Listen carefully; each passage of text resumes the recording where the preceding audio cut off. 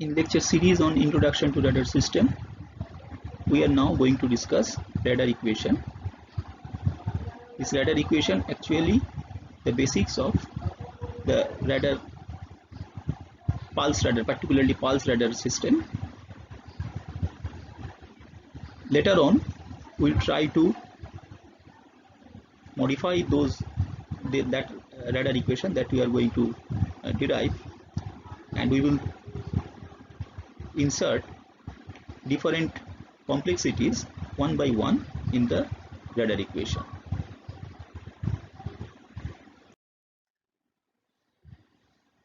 It relates the range of the radar to the characteristics of the transmitter, receiver, antenna, target at the same time with the environment. Radar equation useful as a means for determining the maximum measurable distance from the radar to the target. It serves both as a tool for understanding radar operation and as a basis for radar design. So this is a pictorial view of radar. Radar used to move its beam by 360 degree generally for searching radars, and during this rotation, if some target present within this range, then that must be detected by this radar. Now this maximum range over which, or the maximum region over which the radar can measure, that is given with the help of radar equation.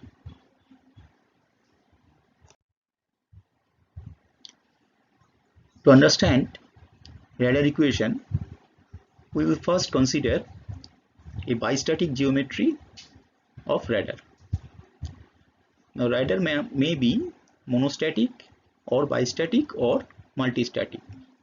The basic difference between these three are if this transmitter and the receiver are placed in the same geographic location, then it is called monostatic.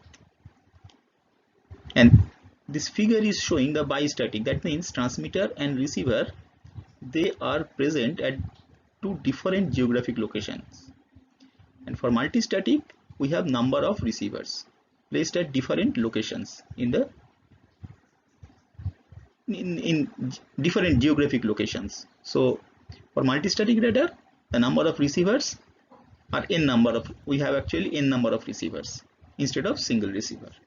So first we will consider the radar equation for bistatic geometry, and then we will come back to the monostatic radar, because monostatic radar is the most important type of radar.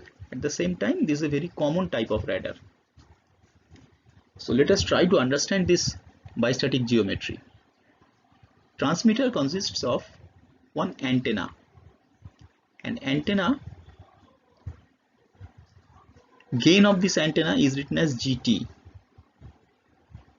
Now if transmitted power is PT, then power per unit solid angle can be written as PT into GT. The transmitted power multiplied by the gain. Now this RR is the distance between the transmitter radar and transmitter section of the radar and the target. This is the target.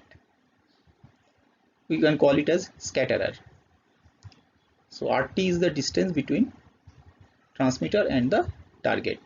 Similarly, RR is the distance between the receiver and the target, and they are in two geographic locations.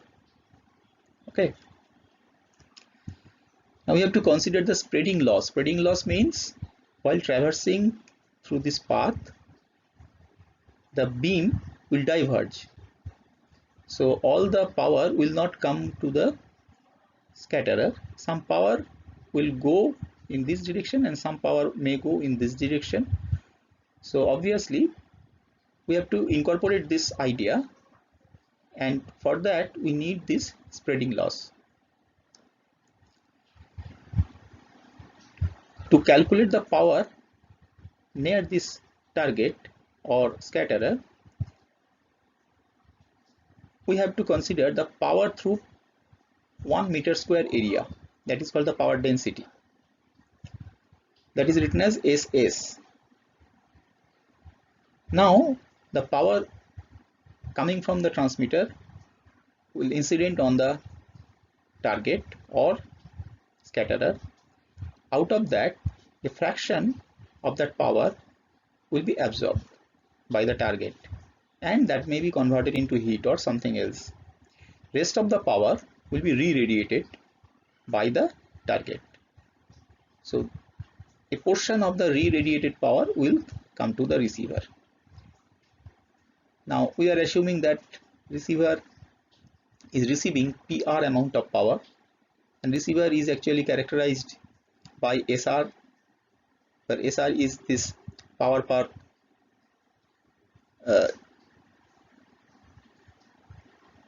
power through unit area actually, and GR is the gain of this receiver antenna, this one.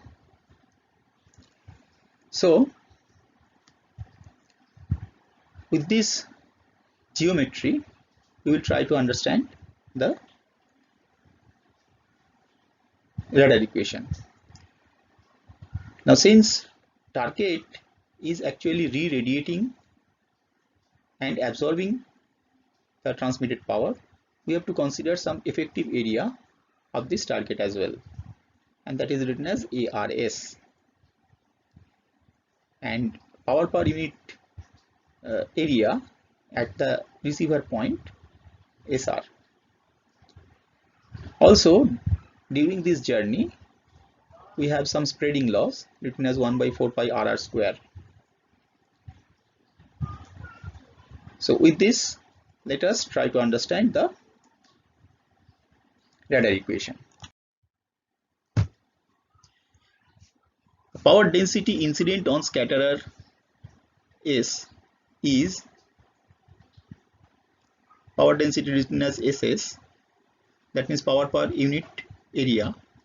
So power coming is PT into GT divided by the spreading loss, that means PT GT divided by 4 pi RT square.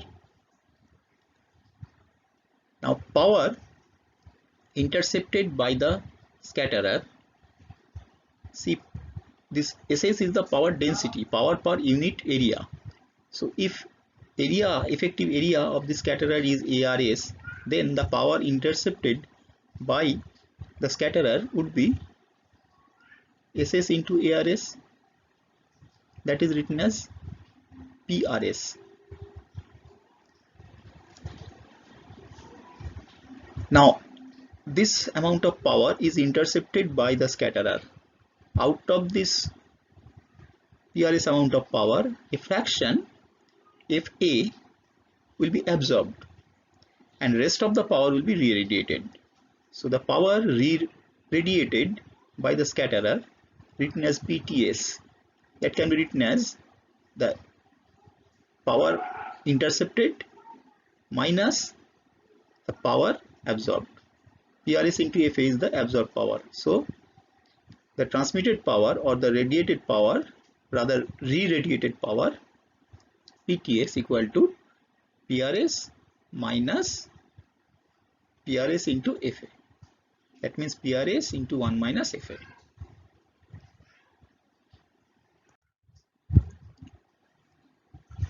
So power density at the receiver, that can be written as PTS GTS. This is the amount of power coming towards the receiver divided by the spreading loss. So this is SR, power per unit area at the receiver side. Now if the effective area of the receiver is AR, then the power intercepted or the power received by the receiver, that is PR, can be written as PR equal to SR into AR. So if we combine all these pieces, we will get PR equal to PT GT AR divided by 4 pi RT RR whole square into ARS into 1 minus FA into GTS.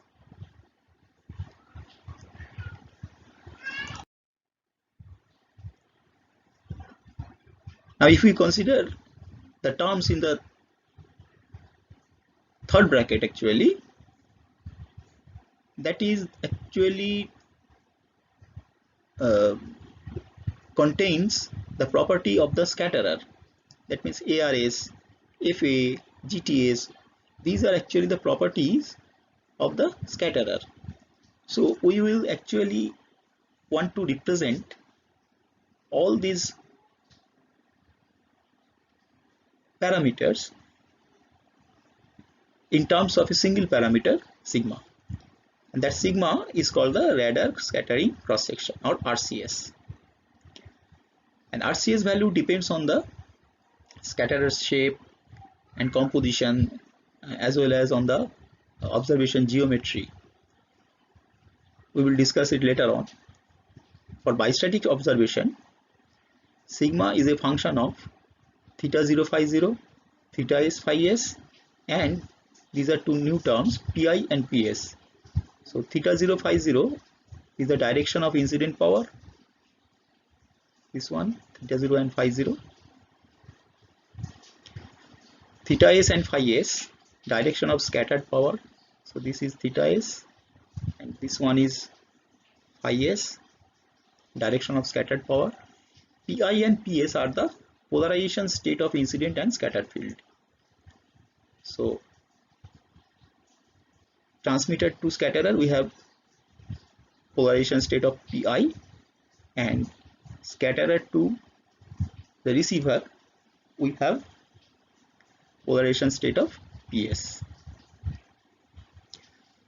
And since its dimension is basically cross section, so its unit must be meter square. RCS unit is meter square. Now we will come back to the monostatic system, but the transmitter and receiver antennas are co-located. So may be placed side by side, or same antenna may be used. So under this condition, what happens? This is the geometry of monostatic radar. So transmitter and receiver are same, and we are assuming as if the antenna is also the same. So spreading loss, instead of considering RT and RR, now we will consider the range as R. So spreading loss will be 1 by 4 pi R square in both the ways. From here to the scatterer we have a spreading loss, and from scatterer towards the radar we have another spreading loss. So under this condition, theta 0 equal to theta s, phi 0 equal to phi s, and RT equal to RR. So radar cross section becomes function of theta phi, pi and ps. So radar equation for monostatic situation is PR equal to PT GT AR divided by 4 pi R square whole square sigma. Or we can write it in terms of R to the power 4. So R to the power 4 equal to PT GT AR divided by 4 pi square PR into sigma. Now if the same antenna, or you can use identical antenna, are used for monostatic radar system, in that case GT equal to GR, so we can write it as in terms of G AT AR, that may be written in terms of A, and recognizing the relationship between A and G, this is coming from the radar principles, that G equal to 4 pi A divided by lambda square, or A equal to lambda square G by 4 pi. So this is the relationship between gain and the effective area. So we can rewrite the expression PR equal to PT G square lambda square sigma divided by 4 pi whole cube R to the power 4, or in terms of effective area we can write it as PT A square sigma divided by 4 pi lambda square R to the power 4. Now if we want to include some losses, because this transmitter this is electronic equipment, and this one is radar. During this path, and even here we have number of losses, okay, and that loss is actually reduces the receive power. So whatever we will calculate PR, actually we will receive slightly lesser power, because if we don't consider these loss associated with various components. So if we include that loss in terms of L, so we have to multiply it with this expression of PR, and L is less than 1. So this is the final expression, PR into Pt g square lambda square sigma L by 4 pi whole cube r to the power 4. Generally, this loss is not included directly with this equation. The maximum radar range, Rmax, is the distance beyond which the target cannot be detected. It occurs when the received echo signal power PR just equals the minimum detectable signal S mean. So, if we neglect the loss, the simplest form of radar range equation can be written as Rmax equal to PTGA sigma by 4 pi whole square S mean whole to the power 1 by 4. So now you can understand the importance of this S mean. This is the minimum amount of power that the radar receiver can detect. So if received echo power becomes less than this S mean, radar will not be recognize that amount of that power or that echo as a valid echo from a target. It will actually mix with the noise if the echo signal is less than the S mean. Extraction of useful information using signal analysis requires that the signal be discernible from noise, interference, and clutter. Noise usually originates inside the receiver itself. Example is the receiver noise figure, though may also come from external sources like thermal emission, lightning, etc. or cosmic noise are there. Interference is another coherent, spectrally narrow emission that impedes the reception of the desired signal. The example is a kind of jammer, and it may originate internally or externally. Internally means if there is some leakage path between transmitter and receiver, then that leakage will produce a jamming effect. And external means if some enemy is producing jamming signal, that will be treated as external jammer or external jamming signal. Now third one is the clutter. Clutter is unwanted radar echoes that interfere with the observation of signals from targets of interest. Actually, clutter is the echo signal coming from everything other than the target. And as you know, in open space, from the view of radar, since radar is placed at the open place, so it will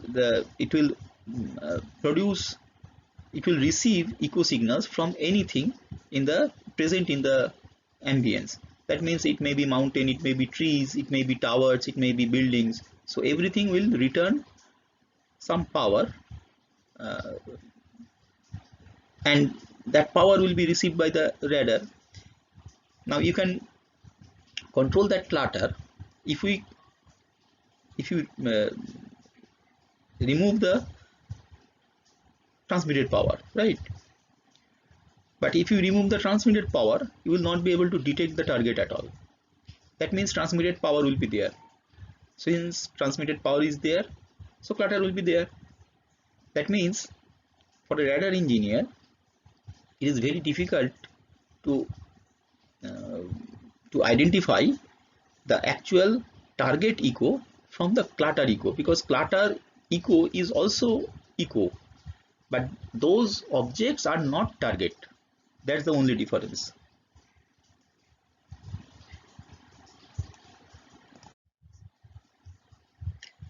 Now we will consider the limitations of the simple form of radar equation, that is already have discussed or determined. So does not adequately describe the performance of tactical radar.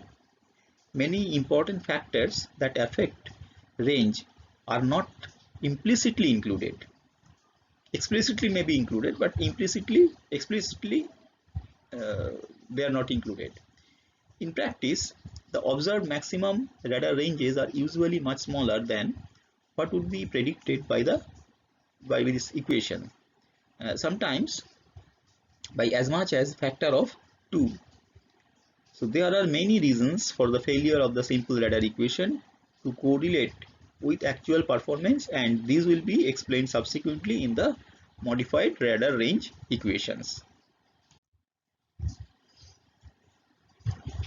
Now radar equation states that if long ranges are desired, that means if we want larger value of Rmax, in that case how we can obtain, how we can get that thing.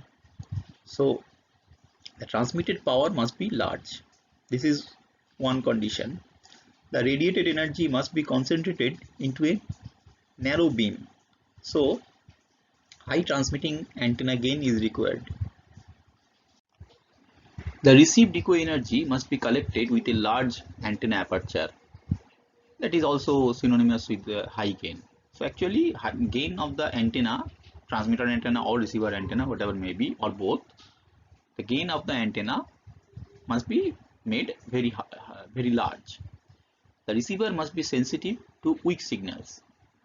So these are few conditions. If we can maintain these conditions, then that Rmax, maximum range, may be enhanced. Now we will consider the basic and simplified block diagram of a pulse radar. So in the transmitter part, we have a pulse modulator, and that pulse modulator will actually produce the pulse and it will operate the transmitter section.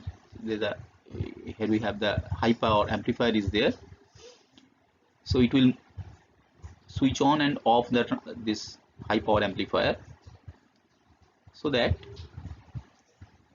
the output of the transmitter will be a train of pulses at RF frequency.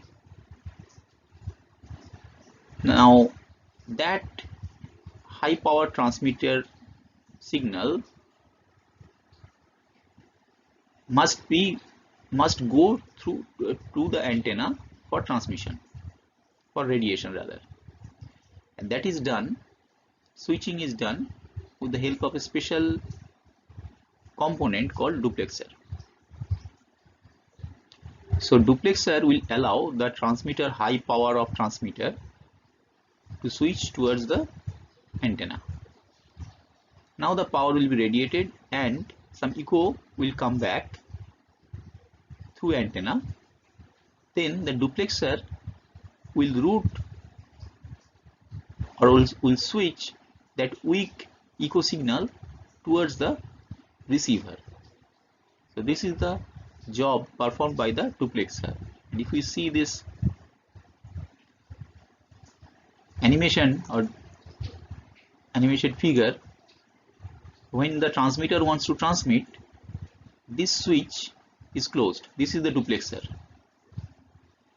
So this switch is closed and the power will go from antenna, and during the reception part,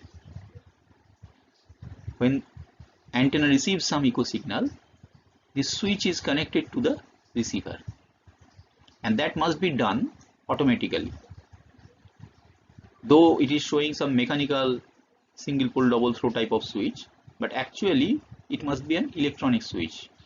Okay, and it must switch at a very fast rate. At the same time, there should not be any leakage between transmitter and receiver, so that we have to take care of. So this is the job performed by the duplexer. When transmitter wants to transmit, it will connect this path, and when receiver wants to receive, it will connect this path. This is the job performed by the duplexer. Now the receiver is a super heterodyne type of receiver, usual super heterodyne type of receiver. So first stage is the low noise RF amplifier, and this low noise RF amplifier takes care of the overall system noise figure. Then we have a mixer, and the other output of the mixer is coming from the local oscillator, and the local oscillator frequency is adjusted in such a fashion that the difference between the incoming signal and the local oscillator signal becomes the intermediate frequency signal. So difference frequency must be equal to the IF. So after this mixer we have IF amplifier. Also there is some filter. IF filter is also there, and in radar terminology we can call it as matched filter, because it will improve the signal to noise ratio or maximize the signal to noise ratio. So output of the IF amplifier is connected to the second detector, that is the demodulator.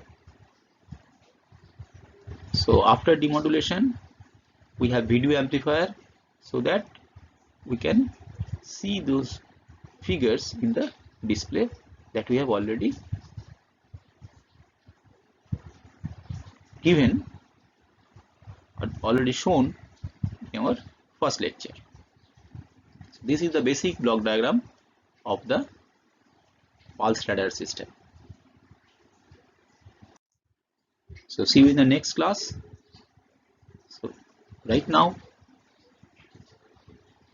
let us have some exam or test.